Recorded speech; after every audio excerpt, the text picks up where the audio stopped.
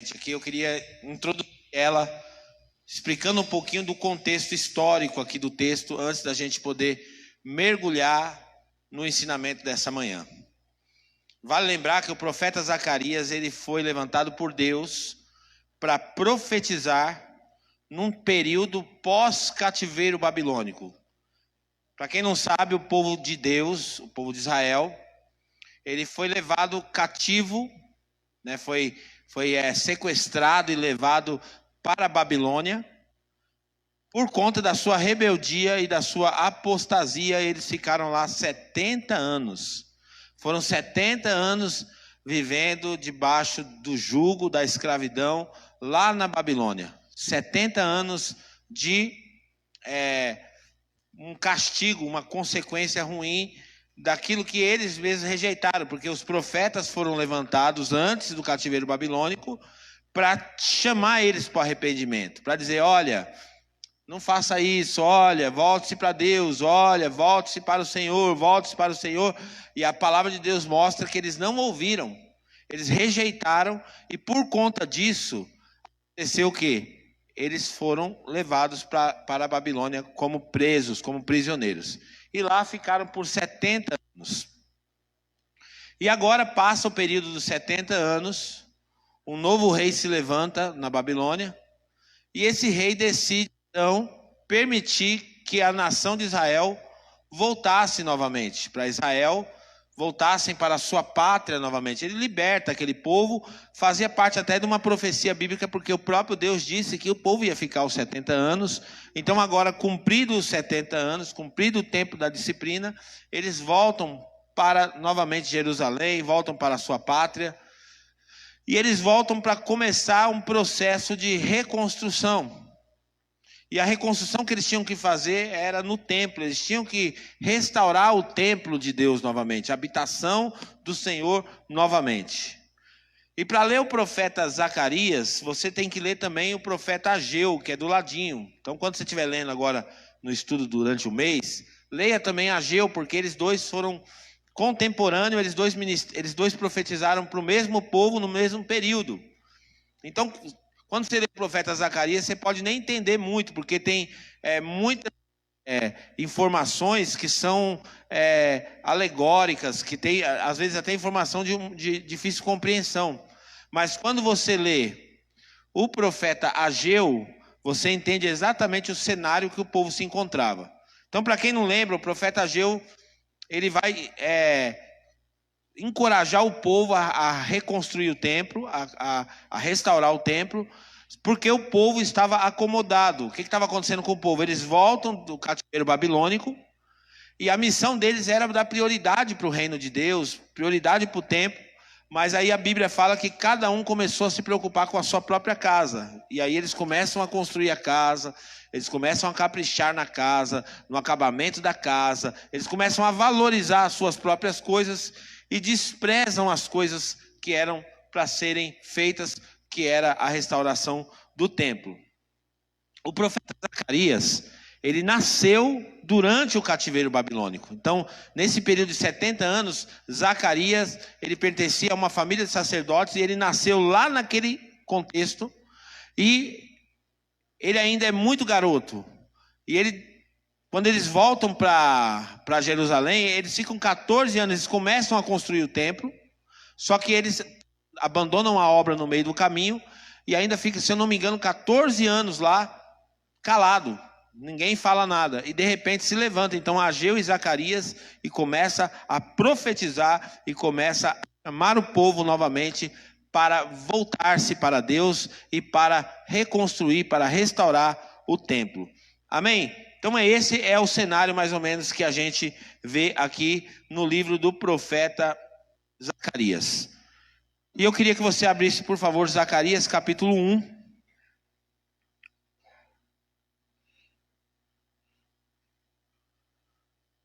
Zacarias capítulo 1. E o versículo de número 1. Nós vamos ler até o versículo 4, que diz assim: No 8º mês do 2º ano do reinado de Dário, a palavra do Senhor veio ao profeta Zacarias, filho de Berequias e neto de Ido. o Senhor muito se irou contra os seus antepassados. Essa foi a palavra que é dada para Zacarias. Ó, Zacarias, Deus se irou com os antepassados, aqueles que vieram antes de vocês, aqueles que estavam lá na Babilônia. Deus se irou muito com eles. Por isso, diga ao povo: assim diz o Senhor dos Exércitos: voltem para mim, e eu me voltarei para vocês, diz o Senhor dos Exércitos.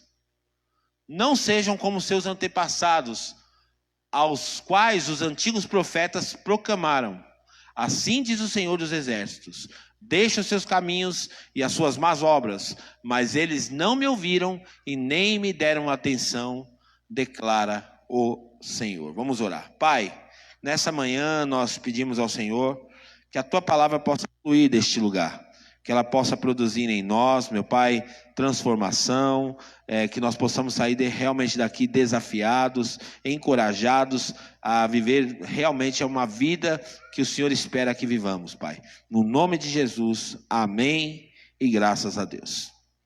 Queridos, basicamente, a palavra de Deus sempre tem esse conteúdo. O conteúdo da palavra de Deus sempre é esse: voltar-se para Deus.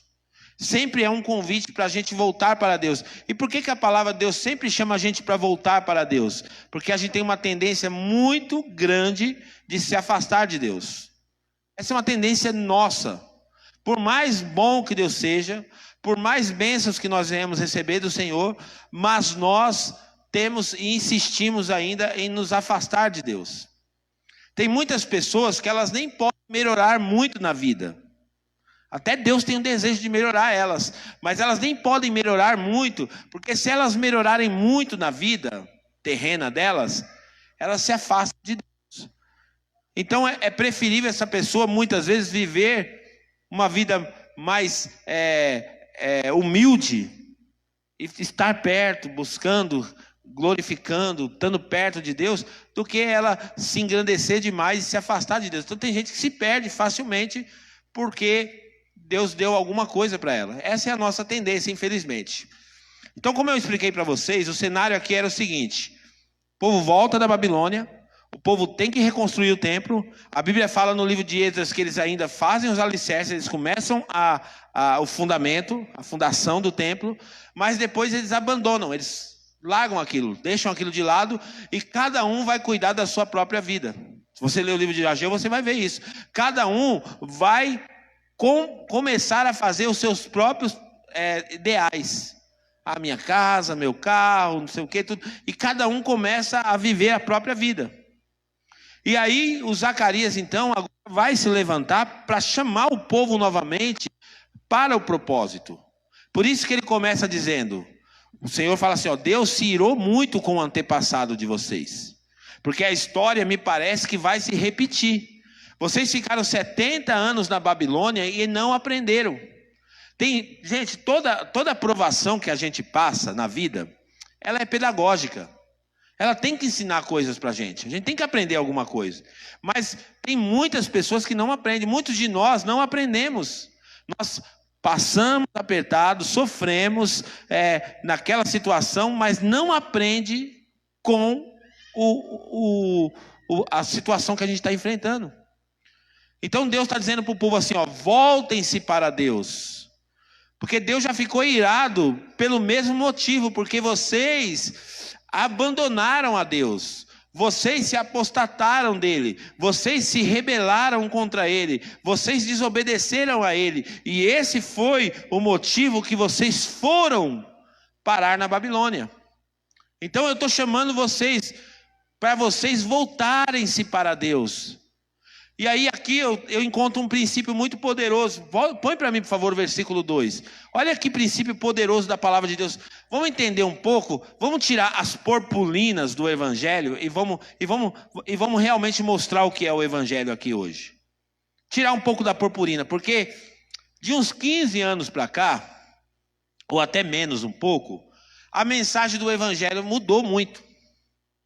A mensagem do Evangelho mostrou um Deus que insistentemente está à procura do ser humano. Só que a gente romantizou demais o Evangelho a tal ponto de parecer que Deus está implorando pelo nosso amor. O tipo de pregação hoje é o seguinte: Deus te ama, meu amado, e Ele vai fazer qualquer coisa para ter você. Ai, Ele vai te perseguir. Ai, o amor de Deus é louco. Ai, o amor de Deus. E a gente começa a pregar essa mensagem romântica e dá uma impressão que, se eu fosse fazer um quadro, pintar um quadro, dá a impressão que a gente está andando assim, desprezando Deus, e Deus está se arrastando atrás da gente, pedindo: pelo amor de Deus, me amem. Pelo amor de Deus, me adorem. As canções que a gente canta hoje, que são lindas e maravilhosas, elas são, a composição é cheia de realmente romantismo. A gente adora, a gente beija. Ai, Senhor, eu quero te beijar. Ai, Senhor, eu quero te abraçar. Ai, Senhor, eu quero deitar no seu colo. Eu quero fazer um cafuné na sua cabeça. Ai.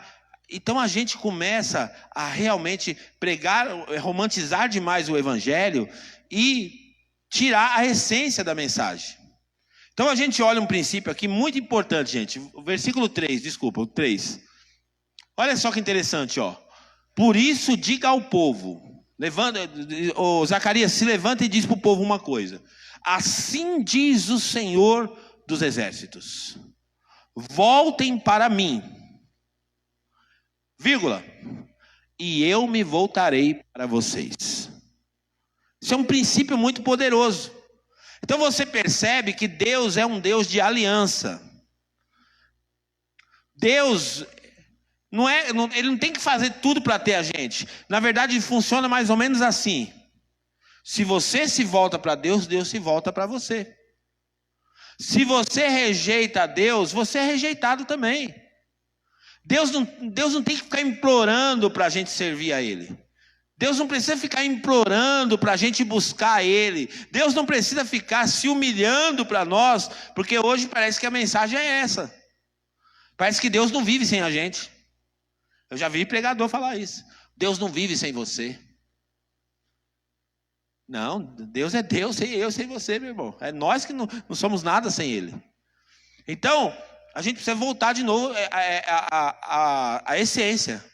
Nós precisamos nos voltar para Deus, porque Deus já se voltou para nós uma vez, e essa vez foi definitiva e funcional e suficiente. Foi quando Ele ligou o homem novamente com Ele. Ele envia o Filho dele. A Bíblia fala assim: e Deus prova o seu amor para conosco, que Cristo morreu por nós, nós sendo ainda pecadores.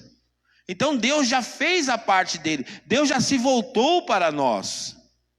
Deus não continua: ai, pelo amor de Deus, meus filhos, eu quero vocês são a paixão da minha vida. Não, o princípio é: voltem-se para Deus, e Ele voltará para vocês. Então é uma aliança, é um pacto. Você sabe o que é o louvor na igreja, gente? O louvor é o momento que a gente elogia a Deus. Então o louvor é o elogio. Como você sente quando você é elogiado? Não é gostoso ser elogiado, sim ou não? Quando a sua esposa te elogia, quando os maridos elogiam a comida da esposa, como que as esposas ficam? Elas não ficam felizes, sim ou não?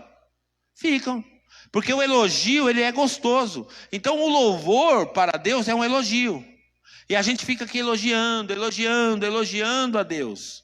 Só que se nós só ficarmos para Deus assim: ai, Deus, o Senhor é bonitinho. Ai, o Senhor é meu amado. Ai, o Senhor é tudo que eu tenho. Ai, e a gente começa a elogiar a Deus. Mas não mudamos o nosso comportamento. O nosso elogio não vai servir para nada. O nosso elogio não vai servir para nada. Por quê? Porque nós precisamos nos voltar para Deus de fato e de verdade. Então é isso que o Zacarias fala aqui. É assim que o Zacarias está dizendo: voltem-se. Na verdade não é nem o Zacarias que está dizendo, ele está dizendo em nome do Senhor. Ele fala assim: assim diz o Senhor dos exércitos. Não é nem ele, não é nem as palavras de Zacarias. É o próprio Deus na boca de Zacarias dizendo: assim diz o Senhor dos exércitos. Voltem-se para Deus e Ele voltará para vocês. Gente, o caminho do evangelho é simples, é assim: eu me achego a Deus, me arrependo, certo? É assim que funciona. Eu chego a Deus, eu me arrependo, deixo minha vida de pecado e dou start para uma nova vida. Pronto, é isso, o evangelho é básico, simples. Me chego a Deus, Me arrependo dos meus pecados, abandono os meus pecados e prossigo para uma nova vida com Deus. Esse é o Evangelho. Não tem que enfeitar. Olha que interessante a palavra de Deus. Eu até coloquei o tema dessa palavra assim: quem procura, acha. Quem procura, acha. Esse é o tema. Quem procurar a Deus vai achar. Então Deus está disponível para quem? Para quem procura Ele. Deus não está saindo pelas ruas desesperado, implorando para a gente amar Ele. Deus está disponível para quem procura Ele.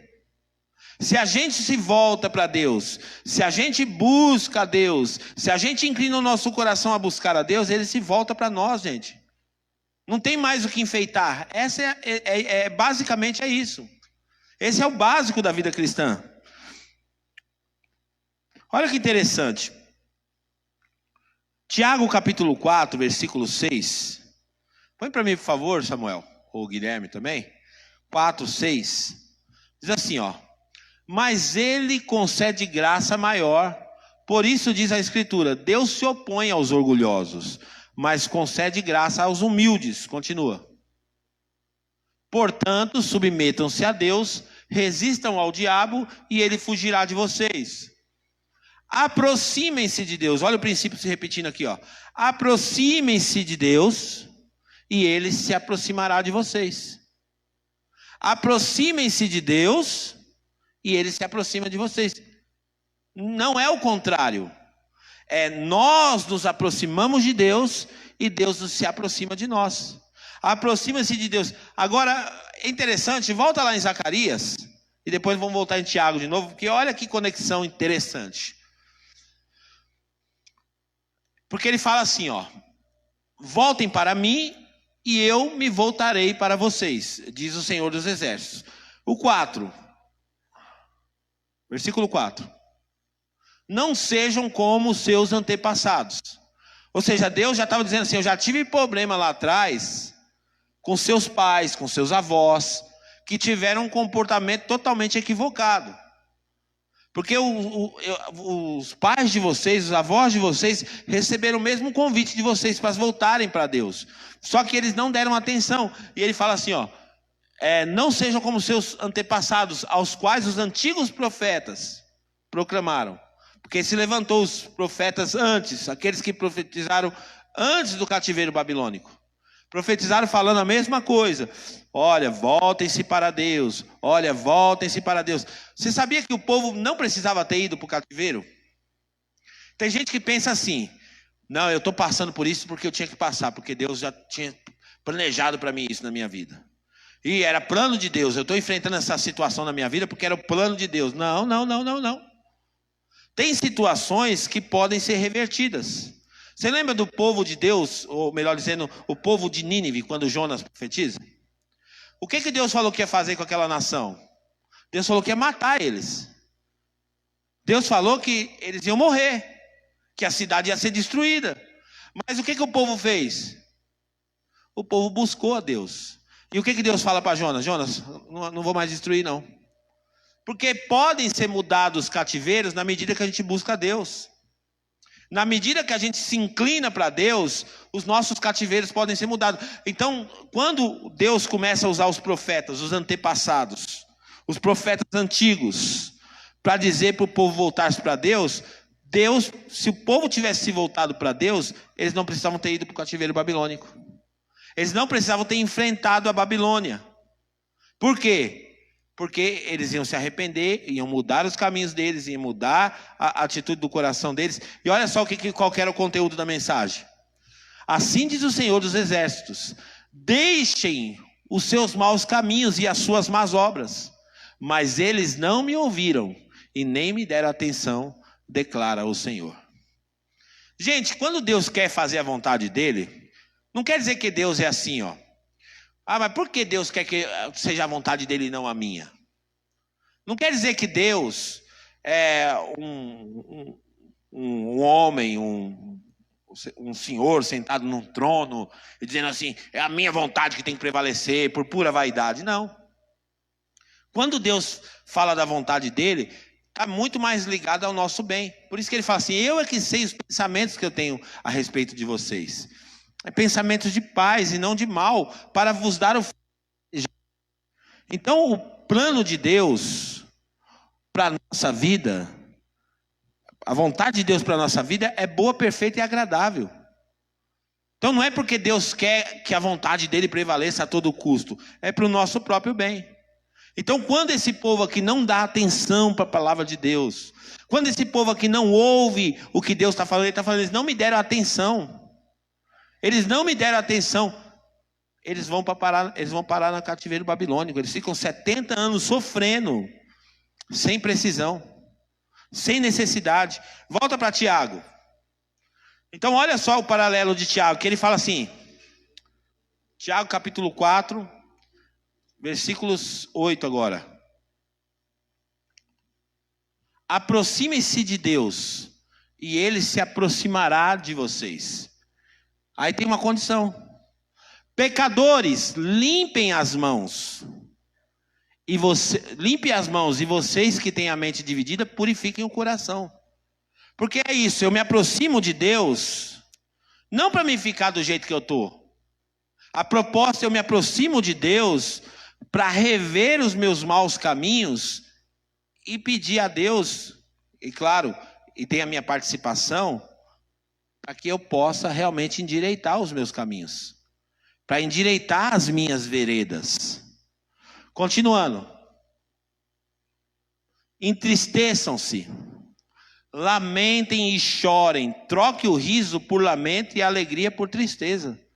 Humilhação. Eu chego diante de Deus porque é eu que preciso de Deus, gente, é eu que preciso dele. Não é Deus que precisa de mim, é eu que preciso dele. Então eu me aproximo dele e realmente me humilho diante da presença dele. Continuando. Humilhem-se diante do Senhor e ele os exaltará. Então buscar a Deus é isso. Nós precisamos buscar a Deus. Nós precisamos nos inclinar para Deus. E lembrando, Deus é um Deus de aliança. Deus tem uma aliança. Ele quer fazer uma aliança comigo, uma com você. Uma aliança de dizer assim, eu vou te buscar, Senhor. E aí, na medida que eu busco a Deus, Deus se inclina. Deus também se aproxima de mim. Não é o contrário, gente. Não é o contrário. Olha só, Isaías 55, 6 diz o seguinte, muito conhecido o versículo. Isaías 55, 6 diz assim, ó, busque o Senhor enquanto se pode achá-lo, clame por ele enquanto ele está perto. Porque nós temos o privilégio hoje de buscar a Deus. Nós temos a oportunidade, a gente está tendo o privilégio hoje de ouvir uma palavra como essa, nos convidando para voltar-se para Deus. Busquem a Deus enquanto vocês podem achá-lo. Busquem a Deus enquanto Ele está perto. Ainda dá tempo da gente buscar a Deus. Ainda dá tempo da gente endireitar os nossos caminhos. Ainda dá tempo da gente adorar a Deus de fato e de verdade. E viver uma vida plena na presença dEle. Aquilo que Ele quer para nós. Lucas 11, 9, no meu tema principal. Olha só que interessante. Deus não está se escondendo de nós, Deus está disponível. Por isso lhes digo, peçam, lhes será dado. Busquem e encontrarão. Quem procura vai achar. Busquem e encontrarão, batem e a porta lhes será aberta. Quem procura vai achar. Quem procurar a Deus vai encontrar. Vê o versículo 10. Pois todo o que pede recebe, o que busca encontra, e aquele que bate a porta será aberta. Gente, Deus não está brincando de esconde-esconde, não. Deus está disponível para nós. Mas nós precisamos buscá-lo. Nós precisamos realmente voltar-se para Deus. Olha que interessante esse salmo. Salmo número 3, salmo número 34, desculpa, versículo 10. Olha quem busca a Deus, olha o privilégio, gente, que coisa linda. Os leões podem passar necessidade e fome, mas os que buscam o Senhor, de nada tem falta. De nada tem falta. Quem busca a Deus não vai ter falta de nada. Mas a gente precisa decidir primeiro, buscar a Ele. Se aproximar dEle mais. Aí eu fiquei perguntando para mim mesmo, olhando para o texto de Zacarias. Por que que os antepassados não deram? Volta lá para Zacarias para nós. Versículo 4. Olha o que ele fala. Vamos pensar um pouquinho nesse texto, gente. É o versículo 4 lá, 1, 4. Isso. Não sejam como seus antepassados, aos quais os antigos profetas proclamaram, assim diz o Senhor dos Exércitos: deixe seus caminhos e as suas más obras, mas eles não me ouviram e nem deram atenção, declara o Senhor. Por que vimos... Depois esse aqui da igreja? Depois tem que trocar, que está falhando muito isso aqui. Por que que eles não ouviram e não deram atenção para Deus? Eu fiquei perguntando isso. É o mesmo motivo de hoje. O ser humano não mudou, gente. O ser humano continua o mesmo.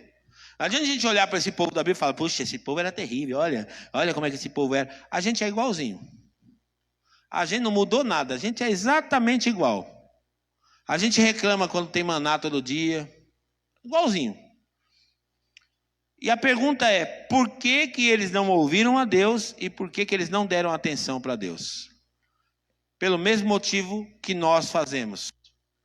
Primeiro, orgulho. O orgulho de não querer depender. A gente lá no nosso íntimo ainda tem orgulho. Segundo, independência. De não depender, não quero depender de ninguém. E quando a gente fala não depender de ninguém, a gente está incluindo Deus no meio desse pacote. Porque depender de alguém, é como diz a palavra, se você não consegue amar o seu irmão que você vê, como que você vai amar a Deus que você não vê? Então é muito difícil você depender de alguém que você não vê. Então, às vezes, a gente precisa depender de alguém que a gente está vendo. Isso conota humildade para depender de Deus também. Porque, às vezes, Deus está querendo usar o irmão. Você conhece aquela historinha lá que o cara estava numa ilha e disse que deu uma enchente muito grande. Não, enchente não, não, ele estava numa cidade, pegou toda a cidade. E aí ele pegou todo orgulhoso lá e falou assim: Deus vai vir me salvar. Porque eu dependo de Deus, Deus vai vir me salvar. E daqui a pouquinho foi alagando, e ele já estava em cima já de um negocinho de nada. E chegou um cara com um barco e falou: monta no barco aí, eu vim aqui para te ajudar. Ele falou: não, Deus vai me ajudar. E o cara foi embora com o barco. Daqui a pouco passou outro cara com como é que fala, um bote, sei lá, e tal, passando lá perto dele. Monta aí. Não, Deus vai vir me ajudar. Daqui a pouco passou um helicóptero em cima, jogou uma cordinha, pega na corda aí. Não, Deus vai vir me ajudar. Moral da história: o cara morreu. Porque ele achou que ele era top demais para depender das pessoas que estavam ali. Então é pelo mesmo motivo. Esse povo não deu ouvido nem atenção para Deus por orgulho, por independência e por autossuficiência. Eu me basto em mim mesmo. Eu sou suficiente para a minha própria vida. Esse é um dos motivos que a gente não busca Deus. A gente tem dificuldade de apresentar diante de Deus as nossas demandas, das mais simples às mais graves. A gente às vezes tem muita facilidade de colocar diante de Deus aquilo que é muito grave, mas não depende de Deus naquilo que é muito simples, porque a gente fala: disso eu não preciso de Deus, porque isso aqui eu dou conta. Buscar a Deus, gente, eu quero valorizar mais esse princípio, e eu queria ler uma história com vocês de 2 Crônicas, capítulo 15. Abra sua Bíblia aí para mim, por favor. 2 Crônicas, capítulo 15, versículo 1. Vamos ver se esse princípio faz sentido para você depois que a gente lê essa história. O Espírito de Deus veio sobre Azarias, filho de Oded. Ele saiu para encontrar-se com Asa. E lhe disse, Asa era um rei, tá? E lhe disse: escute-me, Asa, e todo o povo de Judá e Benjamim. O Senhor está com vocês, quando vocês estão com Ele. Note bem isso. O Senhor está com vocês. Olha que condições. O Senhor está com vocês, quando vocês estão com ele. Se o buscarem, grave na sua Bíblia, grifa aí. Se o buscarem, ele deixará que o encontrem. Se você buscar, ele vai se deixar ser achado. Mas se o abandonarem, ele os abandonará. Então a gente cria aquela ilusão romântica. Ai, Deus faz tudo por mim. Ai, eu sou o tesourinho de Deus. Não, é aliança.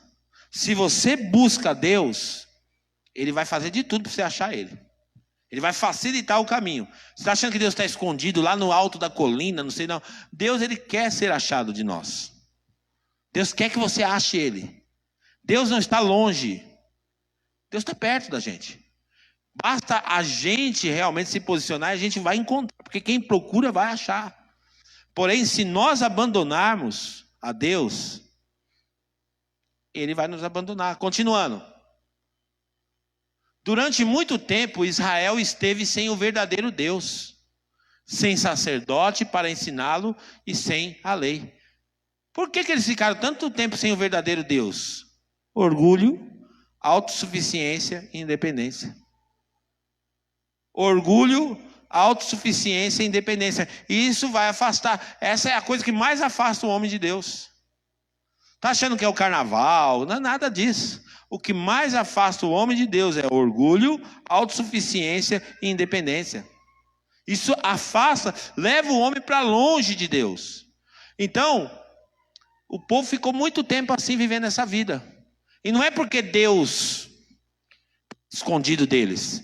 O povo está lá clamando, ai Senhor, e Deus está longe. Não, é porque o povo não estava buscando a Deus. E se o povo não estava buscando a Deus, o povo estava sem Deus. Mas como, pastor, isso? Deus não é poderoso, Deus não é grande. Aí a gente quer apoiar naquela promessa: estarei com vocês todos os dias, até a consumação do século. E de fato Deus está. Deus está livrando, Deus está guardando, Deus está protegendo, sim, independente. Não é só evangélico, não é só católico, não. Deus está fazendo isso com todas as pessoas, Deus está protegendo as pessoas, sim. Agora, quando a gente fala de buscar a Deus, nós estamos falando de algo muito mais além. Continuando. Mas em sua angústia, olha que forte isso. Na sua angústia, o que é uma angústia, gente? Uma angústia é uma necessidade, algo que está amarrando aqui dentro, algo que está trazendo preocupação. Então fala assim, ó, mas na sua angústia, eles se voltaram para o Senhor, o Deus de Israel, buscaram-no, e ele deixou que os encontrasse. Quando eles buscaram a Deus, estava no maior sofrimento. Mas quando eles decidiram buscar a Deus, Deus deixou ser achado. Estou aqui, povo de Deus. Continuando. Naqueles dias não era seguro viajar, pois muitos distúrbios afligiam a todos os habitantes do território. Continuando. Nações e cidades se destruíam umas às outras, pois Deus as estava afligindo com toda espécie de desgraças. Continuando. Mas vocês devem ser fortes e não devem se desanimar, pois o trabalho de vocês será recompensado. Assim que ouviu as palavras e a profecia do profeta Azarias, filho de Odede, o rei Asa encheu-se de coragem, retirou os ídolos repugnantes de toda a terra de Judá. Lembra que eu falei? Primeiro se encontra com Deus, depois se arrepende e depois abandona o caminho, o mau caminho. Então agora o que ele faz? Deus falou com eles. Eles se achegaram a Deus. Agora, diante desse pacto de se chegar a Deus, Deus se achega a eles, eles pegam todos aqueles ídolos que estavam sendo levantados naquela nação e eles arrancam fora. Olha lá. Retirou os ídolos repugnantes de toda a terra de Judá e de Benjamim e das cidades que haviam conquistado nos montes de Efraim. E restaurou o altar do Senhor que estava em frente do pórtico do templo do Senhor. Continuando. Depois reuniu todo o povo de Judá e de Benjamim, convocou também os que pertenciam a Efraim, a Manassés e a Simeão, que viviam entre eles, pois muitos de Israel tinham passado para o lado do rei Asa, ao verem que o Senhor, o seu Deus, estava com ele. Olha só que forte. O pessoal falou, opa, Deus está com aquele cara, vou me inclinar, vou caminhar com ele. Continuando. Eles se reuniram em Jerusalém no 3º mês do 15º ano do reinado de Asa. Naquela ocasião, sacrificaram ao Senhor 700 bois, 7.000 ovelhas e cabras do saque que haviam feito. Fizeram um acordo, grave essa palavra, fizeram um acordo de todo o coração, de toda a alma e de toda a alma, de buscar ao Senhor. Lembra que eu falei Deus de aliança? Fizeram um acordo, eu vou buscar ao Senhor. Fizeram um acordo de buscar ao Senhor, o Deus dos seus antepassados. A gente vai fazer um acordo, a gente vai buscar esse Deus. A gente vai buscar a Deus. Aí agora olha o que vai acontecer. 14. Não, todo aquele que não buscasse o Senhor, o Deus de Israel, deveria ser morto, gente simples ou importante, homem ou mulher. Isso aqui não aplica para nós, tá, gente? Senão vou ter que matar uns aí. Mas continua. Fizeram esse juramento ao Senhor em voz alta, bradando ao som de cornetas e trombetas. Versículo 15. Todo o povo de Judá alegrou-se com o juramento, pois havia feito de todo o coração. Eles buscaram a Deus com toda disposição. Então ele deixou que o encontrasse e lhes concedeu paz em suas fronteiras. Olha que coisa linda, gente. Uma decisão de buscar a Deus mudou o cenário daquela nação. Uma decisão. Quando você decide buscar a Deus, você muda a sua história. Porque os leãozinhos têm fome, podem até morrer de fome, mas os que buscam ao Senhor não têm falta de nada. Busque a Deus. Proponha no seu coração, como esse povo fez, buscar a Deus. Mas olhando para o livro de Isaías ainda, de Zacarias ainda, infelizmente, gente, as pessoas não querem Deus. Como isso, pastor? Não tem sentido. As igrejas estão bem frequentadas. A gente passa aqui na cidade e graças a Deus tem muitas igrejas. E a gente passa, olha, tem muitas igrejas que estão bem frequentadas. As pessoas querem Deus sim, pastor, o senhor está equivocado. E eu reforço, as pessoas não querem Deus. As pessoas querem uma religião. E Deus não é religião, gente. Vamos ver o que está escrito lá no livro de Zacarias, ainda continuando o nosso cenário aqui. Zacarias capítulo 7, versículo 1. Olha que interessante. Mesmo contexto, tá, gente? Profecia de Zacarias, mesmo contexto. O povo, ele está dizendo para o povo, volte-se para Deus e Deus voltará para vocês. Aí o povo então começa, olha só a cabeça. No 4º ano do reinado de Dário, a palavra do Senhor veio a Zacarias no 4º dia do 9º mês, no mês do Quisleu. Foi quando o povo de Betel enviou Sarezer e Regem-Meleque com seus homens para suplicarem ao Senhor. Espera, volta ali. Olha só que interessante, ó. O povo de Betel, que Betel é a casa de Deus, enviou Sarezer e Regem-Meleque com seus homens para suplicarem ao Senhor. Aí olha o que eles vão falar. Perguntando aos sacerdotes do templo do Senhor dos Exércitos e aos profetas: devemos lamentar e jejuar no 5º mês, como já faz tantos anos que estamos fazendo? Olha a pergunta. Eles chegam para lá porque eles querem suplicar a Deus. Aí eles vão lá e falam assim, pergunta para o sacerdote: a gente tem que jejuar e se lamentar, como a gente tem feito esses anos? E quando fala esses anos, gente, 70 anos no cativeiro babilônico fazendo essas coisas. Eles não estavam longe de Deus. Eles estavam 70 anos ainda, continuando orando, jejuando, fazendo todos os rituais. E agora está chegando o mês do jejum, porque eles tinham lá o mês do jejum deles. Está chegando perto do mês, aí eles vão perguntar para o sacerdote: devemos lamentar e jejuar no 5º mês, como já faz tantos anos que estamos fazendo? Continuando. Então o Senhor dos Exércitos me falou. Ai, agora o chicote estrala. Pergunte a todo o povo e aos sacerdotes: quando vocês jejuaram no 5º e no 7º meses, durante os últimos 70 anos? Olha aí. 70 anos jejuando, 70 anos lamentando. Foi de fato para mim que vocês jejuaram? Porque era religião. Vocês estavam fazendo de fato para mim, ou era o ritual religioso que vocês estavam praticando? O Senhor está falando, continuando. E quando comiam e bebiam, não era para vocês mesmos que faziam? Continua.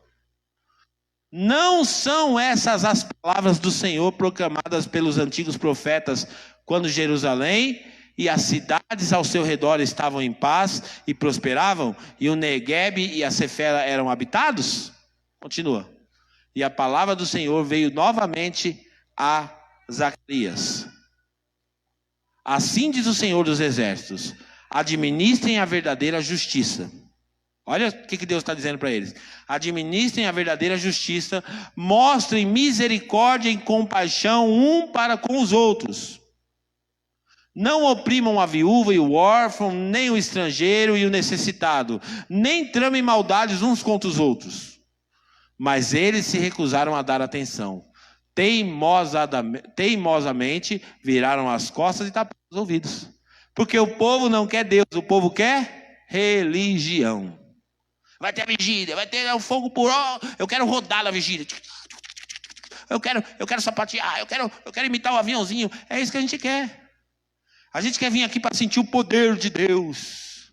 A gente quer vir aqui para ser arrebatado. A gente quer vir aqui para falar assim: uau, hoje estava o fogo, estava bom, o culto estava tremendo. É isso que a gente quer. Mas quando Deus pega e fala assim: não, não é isso que eu quero que vocês mudem. Eu quero que vocês abandonem o pecado. Eu quero que vocês amem as pessoas. Aí faz o quê? Exatamente como esses caras. Volta ali. Volta o 10. Não oprimam, volta 9. Vou ler novamente, gente. Assim diz o Senhor dos Exércitos: administrem a verdadeira justiça, mostrem misericórdia e compaixão uns para os outros. É isso que Deus está falando. Eles estão perguntando se tem que jejuar, eles estão perguntando se tem que lamentar, e Deus está falando: não é isso que eu quero. O que eu quero de vocês é que vocês administrem a verdadeira justiça. Eu quero que vocês mostrem misericórdia pelas pessoas. Eu quero que vocês amem uns aos outros. É isso que eu quero. Eu não estou preocupado com o jejum de vocês. Eu não estou preocupado com a vigília que vocês fizeram. Eu não estou preocupado com a oração que vocês fazem. Eu estou preocupado com o estilo de vida que vocês estão levando. E ele continua: não oprimam a viúva, porque esse era o contexto. E o órfão, nem o estrangeiro e o necessitado, nem tramem maldade uns contra os outros. Mas eles, porque é duro ouvir isso. É a religião não quer ouvir isso. A religião quer ouvir é o fogo. A religião quer queimar. A religião quer rodar, ela quer tudo. Ela só não quer mudar. Então sabe o que Deus está dizendo em outras palavras aqui, gente? Deus está dizendo assim: vocês querem religião, eu quero amor. Vocês querem a religião, eu estou interessado nos seres humanos. É isso que Deus está dizendo para esse povo. É muito triste isso. Continuando: endureceram o coração para não ouvirem a lei e as palavras que o Senhor dos Exércitos tinha falado pelo seu Espírito por meio dos antigos profetas. Por isso o Senhor dos Exércitos irou muito. Versículo 13: quando eu os chamei, não deram ouvidos. Por isso, quando eles me chamarem, também não ouvirei. Estou chamando. Eles não me... Está vendo como é que muda o cenário? É Deus de aliança. Eu estou chamando eles não estão me ouvindo. Na hora que eles me chamarem, eu também não escuto. Aí dá a impressão que Deus é um menininho rebelde, né? Também não vou falar com vocês mais. Porque vocês não querem falar comigo, também estou de mal. Belém, nunca mais fico de bem. Não, Deus não é assim. Mas Deus é Deus de aliança. Deus quer fazer uma aliança com quem quer fazer aliança com Ele. Não adianta a gente usar Deus, gente, como uma solução na hora do problema. Aquele salmo que diz assim: o Senhor é o socorro bem presente na angústia, na hora da tribulação. Ele é sim, mas não é só para essa hora. Tem que buscar a Deus, esse tem que ser o nosso coração. Segundo Crônicas 26, do 1 até o 5, já estou encerrando, gente, mas A gente precisa concluir isso aqui. Olha só que interessante. Então o povo de Judá proclamou o rei Uzias. Agora vamos falar de Uzias. De 16 anos de idade no lugar do seu pai Amazias. Foi ele quem reconquistou e reconstruiu a cidade de Elate para Judá, depois que Amazias descansou com seus antepassados. Uzias tinha 16 anos de idade quando se tornou rei e reinou 52 anos em Jerusalém. 16 anos de idade. Ele reinou 52 anos. Então ele termina de reinar com quantos anos? 52 com 12, 68, é isso? 68 anos ele tinha. Sua mãe era de Jerusalém e chamava-se Jecolias. Olha só a diferença na vida desse homem. Olha por que esse homem fez diferença em um período da vida. Em um período, porque depois ele se perdeu. Ele fez o que o Senhor aprova, tal como seu pai Amazias. E buscou a Deus. Grave essa palavra, gente, grife essa palavra. E buscou a Deus durante a vida de Zacarias. E não é o Zacarias do profeta, tá? Isso aqui é outro que o nome Zacarias era muito comum. Não é o mesmo Zacarias, mas era o Zacarias sacerdote lá da época dele. E buscou a Deus durante a vida de Zacarias, que o instruiu no temor de Deus. Ele tinha um discipulador, alguém que estava orientando ele. Enquanto buscou ao Senhor, grave essa palavra também, enquanto. Porque só funciona enquanto você está fazendo. Enquanto buscou ao Senhor, Deus o fez prosperar. Enquanto buscou ao Senhor, Deus o fez prosperar. Então, enquanto eu tenho uma aliança com Deus, Deus tem uma aliança comigo. Mas quando eu quebro a minha aliança com Deus, o meu pacto com Deus, meu acordo com Deus, a gente está acostumado a achar que Deus vai sair arrastando atrás da gente. Que Deus vai sair perseguindo a gente. Ah, é as 99 que deixou no aprisco e romantiza demais o evangelho. E esquece de ministrar sobre a aliança que Deus faz com a gente. A gente tem que propor nosso coração, buscar a Deus. Buscar a Deus, nós precisamos de Deus. É nós que precisamos dele, gente. Esdras capítulo 7, versículo 8 até o 10, olha que interessante.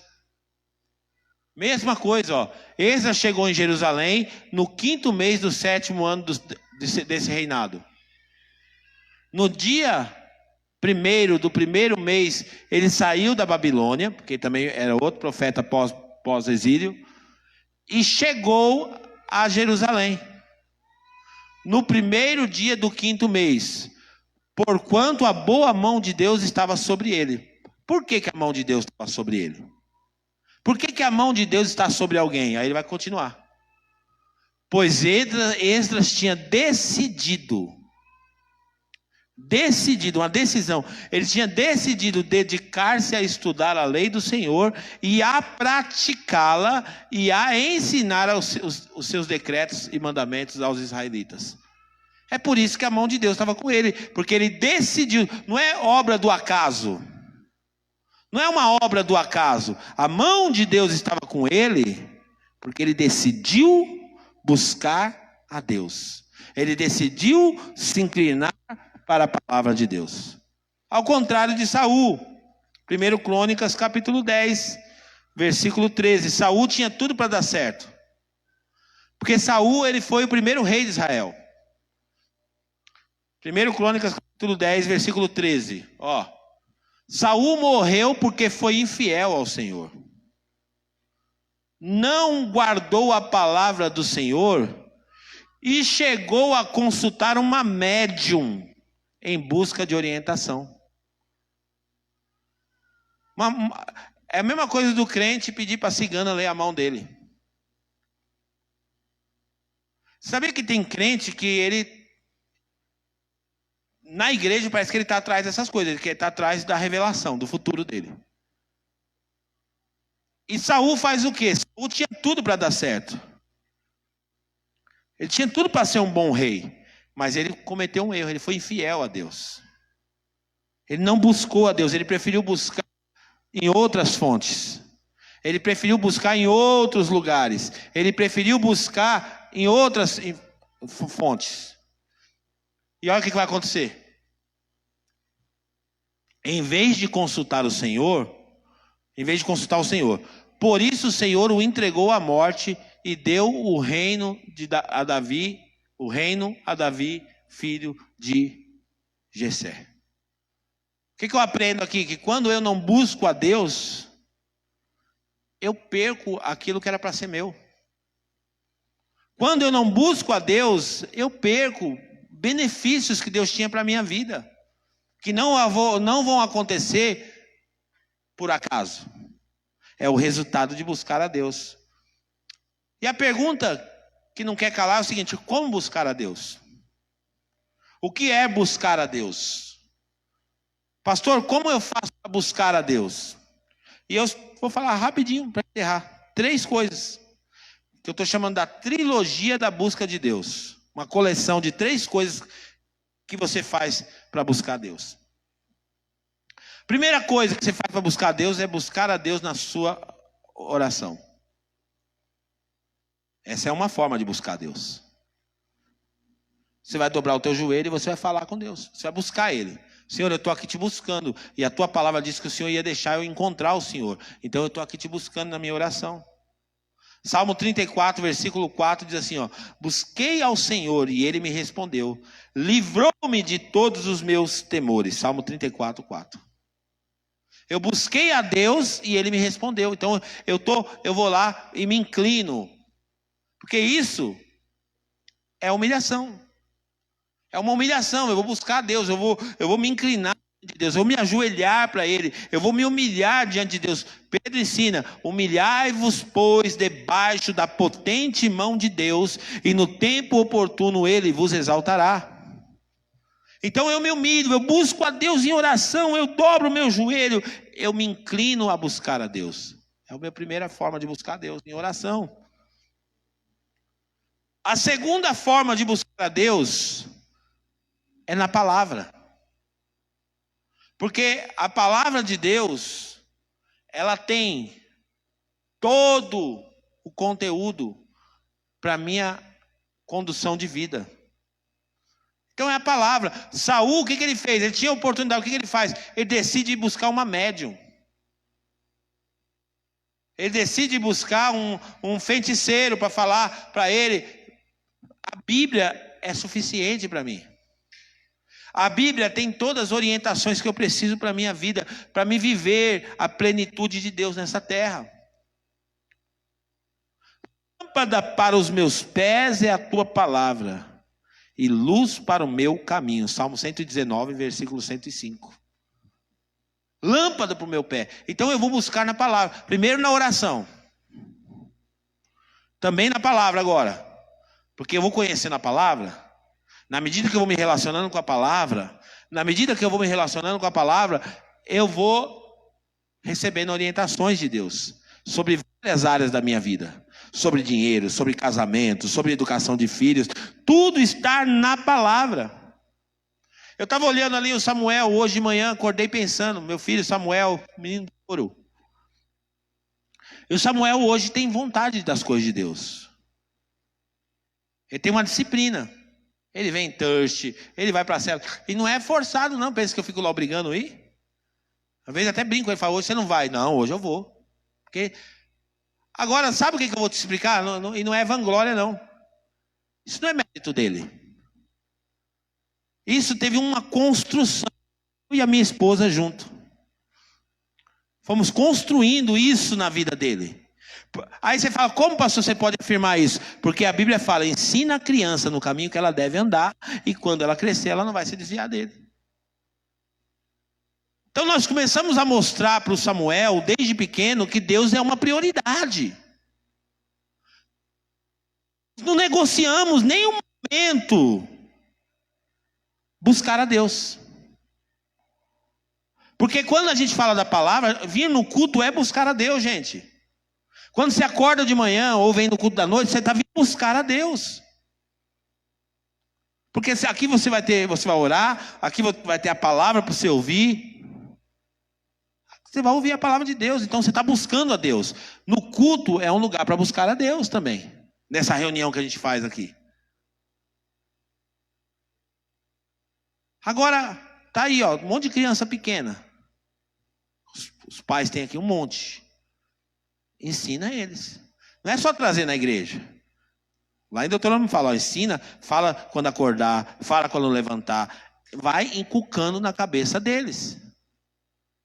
Aí você vai falar, pastor, e o risco de você transformar seu filho num religioso? Eu não quero que ele seja um religioso, claro, mas eu quero que ele ame a Deus. O Samuel, hoje ele já tem a oportunidade de ter o relacionamento dele com Deus. Mas no começo foi religião mesmo. No começo foi religião que eu taquei na vida dele. Porque ele não tinha capacidade ainda de buscar um relacionamento com Deus. Então vai religião mesmo. O que a religião diz? Domingo vem aí, filho. Domingo nós vamos para a igreja. Por quê? Porque nós vamos para a igreja buscar Deus. Até ele aprender.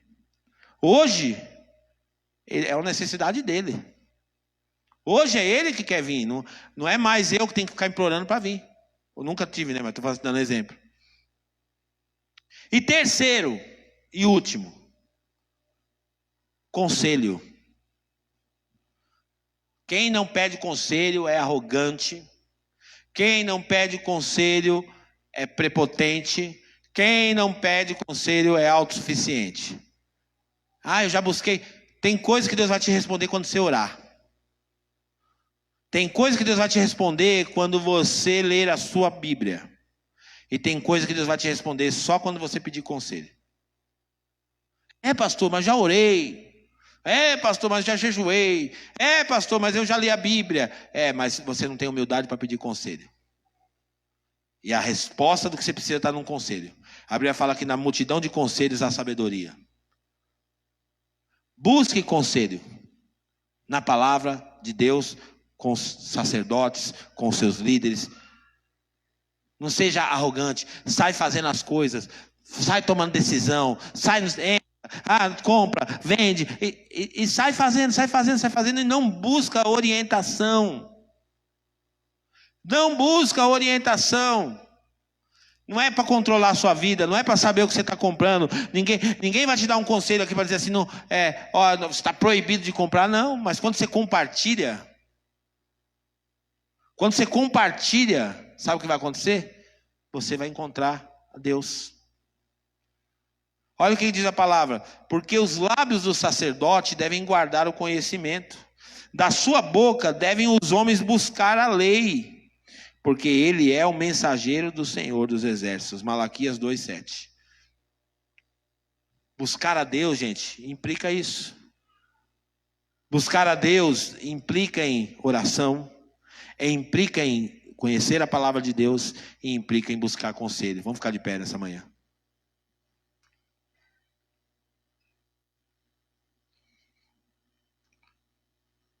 Aí tem gente que não sabe por que está no cativeiro. Por que eu estou no cativeiro? A resposta está nos seus olhos, diante dos seus olhos. Por que eu estou no cativeiro, pastor? O cativeiro tem uma explicação. Não é porque Deus planejou. Deus planejou que eu ia passar por esse sofrimento na minha vida. Never, meu irmão, never. Tem nada a ver com o que Deus planejou, tem a ver com a sua falta de humildade. Porque às vezes a gente faz exatamente como o povo de Deus, o povo de Israel. Não dá ouvido, não dá atenção. Transformou o evangelho numa religião. Aí essa religião faz o que com a gente? Faz a gente vir aqui na igreja, ouvir o culto, participar do culto, depois ir para casa continuar vivendo a mesma velha vida. É isso que a religião faz. Continua assistindo a mesma porcaria, continua participando das mesmas conversas que não agradam